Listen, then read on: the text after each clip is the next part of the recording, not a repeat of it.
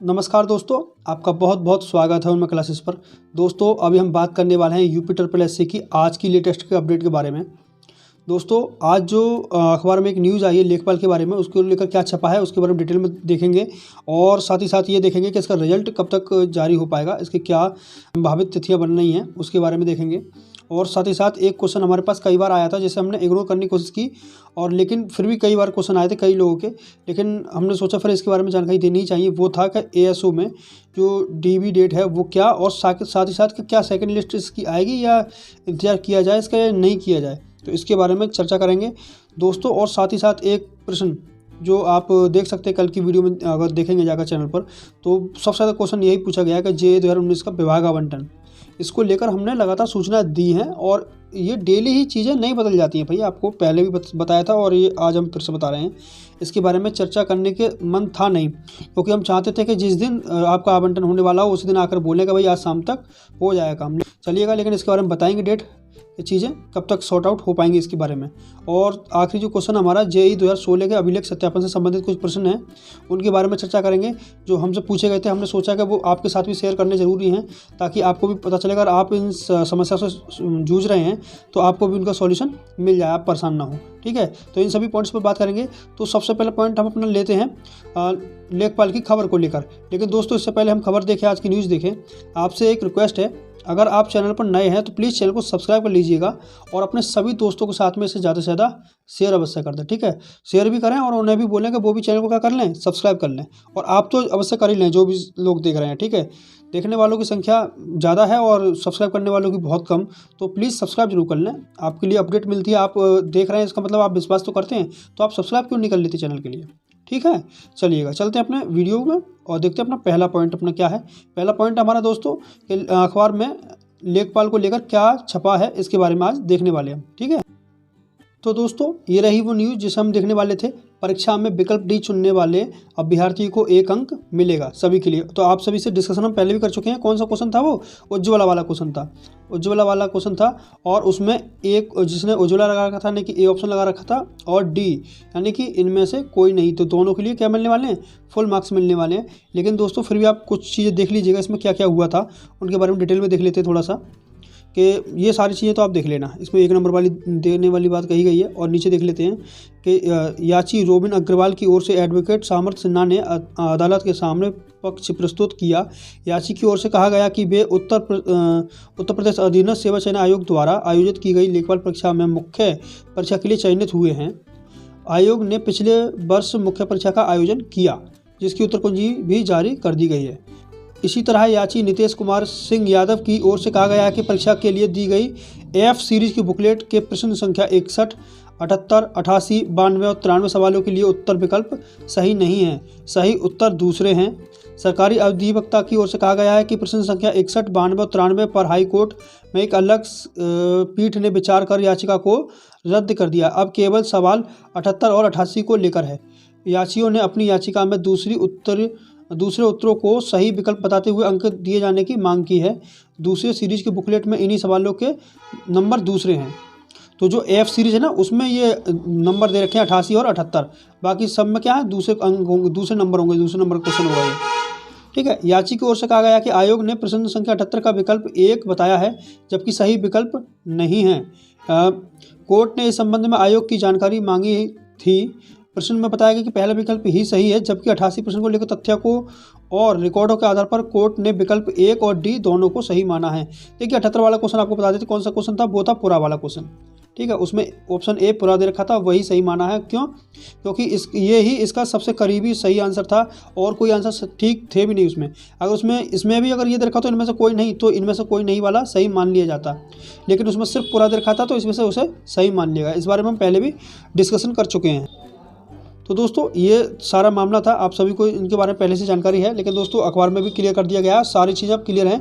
इसका मतलब आप निश्चिंत हो जाइए, जिसने भी डी क्वेश्चन लगा रखा होगा, डी ऑप्शन लगा रखा होगा सॉरी, ए के साथ साथ उन्हें भी अब क्या मिलने वाला है, पूरा मार्क्स मिलने वाला। ठीक है, तो सभी काफ़ी सारे लोगों के अब एक मार्क्स बढ़ने वाले हैं। ठीक, चलिएगा। और साथ ही साथ लगे आते हैं यहीं पर हम डिस्कशन कर लेते हैं कि हमारी डेट क्या रहने वाली है। किसकी डेट? रिजल्ट की डेट। तो रिजल्ट पर भी काम बहुत तेज़ी से अब इसकी तरफ अग्रसर है। आपका काम जो है मार्च लास्ट से पहले पहले आपका काम हो जाएगा, मार्च लास्ट तक आपका काम 100% हो जाएगा। इस पर बहुत ज़्यादा फोकस है अब आयोग का, लेखपाल भर्ती का, ठीक है। डीवी के लिए रिजल्ट जो जारी किया जाना है उसका आपका काम मार्च लास्ट तक हर हालत में कंप्लीट करा लिया जाएगा, अप्रैल नहीं लग पाएगा किसी भी कीमत पर, ठीक है।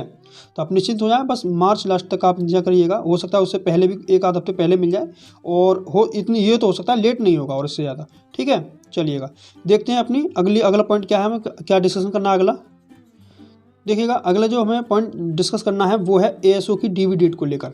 तो एएसओ की डीवी डेट के बारे में हम पहले भी बता चुके हैं। वो यही जानकारी है कि अभी तक की जो संभावना है वो बन रही है, वो सभी अप्रैल की तरफ इशारा कर रही है। आपके जो भी डीवी डेट लग सकती है वो अप्रैल में लगेगी। कब लगेगी? अप्रैल में। बस इतना हो सकता है कि मार्च के लास्ट के दिनों से स्टार्ट हो जाए, बाकी सारा काम आपका अप्रैल में ही जाएगा पूरे का पूरे, ठीक है। अप्रैल स्टार्टिंग मान के चलिएगा, इससे पहले की संभावना थोड़ी कम है, अप्रैल में प्रबल संभावना है, और अप्रैल में ही आपका काम डीबी का हो जाएगा, ठीक है। और ये जो सबसे बड़ा क्वेश्चन है वो है सेकंड लिस्ट को लेकर। सेकंड लिस्ट जारी होगी या नहीं होगी?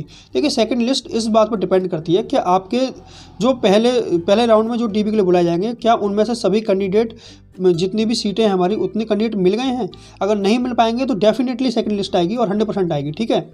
लेकिन अगर पहले ही बार में सभी कैंडिडेट मिल जाते हैं, सही कैंडिडेट मिल जाते हैं, तो वो सेकंड लिस्ट जारी नहीं करेंगे, आप इस बात को समझिएगा। लेकिन इस बात की संभावना हमेशा रही है और आगे भी रहेगी कि सेकंड लिस्ट तो जारी होगी। इसकी पूरे नहीं मिल पाते हैं डॉक्यूमेंट्स में, कहीं ना कहीं दिक्कत हो ही जाती है एएसओ के मामले में, ठीक है। तो आप फिक्र न करिएगा, उम्मीद तो है कि सेकंड लिस्ट जारी हो, लेकिन ये इसी बात पर डिपेंड करेगा कि हाँ अगर एक ही बार में सारे कैंडिडेट मिल गए तब सेकंड लिस्ट जारी नहीं की जाएगी, ठीक है। देखिए अब जो हम बात करने वाले हैं वो है सबसे मेन पॉइंट जो आज का, जिसके लिए सभी लोग वीडियो देखने आए होंगे, वो है जेए 2019 का विभाग आवंटन को लेकर। ये कब तक है?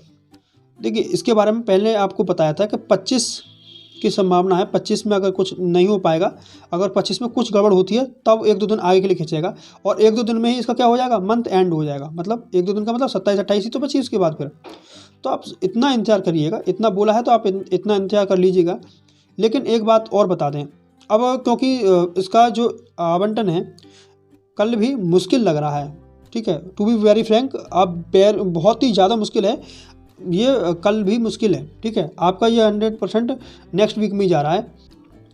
अब दोस्तों इसकी जो प्रबल संभावना है आने की वो 27 और 28 ही है, इनसे ही उम्मीद ज़्यादा लगाएं, और ये 25 की उम्मीद अब कम रखें, ठीक है। 25 में आने के चांसेस बहुत कम हैं, ठीक है। तो आप 27-28 का वेट करिएगा, और कुछ चीज़ें अगर बदलती हैं तो वो सूचित किया जाएगा। देखिए दोस्तों आप एक बात समझिएगा, ये हम अपडेट देते हैं, आपको बोला है लेटेस्ट अपडेट। तो लेटेस्ट अपडेट का ही मतलब यही होता है कि जो हाल फिलहाल में चल रही ये चीज़ें आयोग में परीक्षाओं को लेकर, सभी सूचियों को लेकर, तो उनके बारे में लेटेस्ट अपडेट दी जाती है। वो चीज़ें बदलती भी हैं कल की डेट में जाकर, ठीक है। ऐसा नहीं है कि हमने, जैसे एक कोई हमारे पास कमेंट आया था, वो 1 महीने पुरानी न्यूज़ लेके आया, सर आपने तब बोला था, अब नहीं। भाई चीज़ें तब से बहुत चेंज हो रही हैं, डे बाई डे चीज़ें चेंज हो रही हैं, तो उन चीज़ों के बारे में हम कुछ नहीं कर सकते, ये हमारे हाथ में नहीं है। हम आपको अपडेट देते हैं, ना कि कोई हम डिसीजन देते हैं, ठीक है। डिसीजन तो सब आयोग के हाथ में ही है भाई, ठीक है। तो इस बात को आप समझिएगा, हम डिसीजन नहीं देते हैं, हम सिर्फ अपडेट देते हैं, ठीक है। तो आप इस चीज़ को समझेंगे, और मैच्योर तो है ही, लेकिन फिर भी कुछ लोग बचकाने क्वेश्चंस करते हैं, उसका कुछ नहीं किया जा सकता, ठीक है। चलिएगा अब हम बात करेंगे जेईई 2016 का अभिलेख सत्यापन से संबंधित कुछ प्रश्न।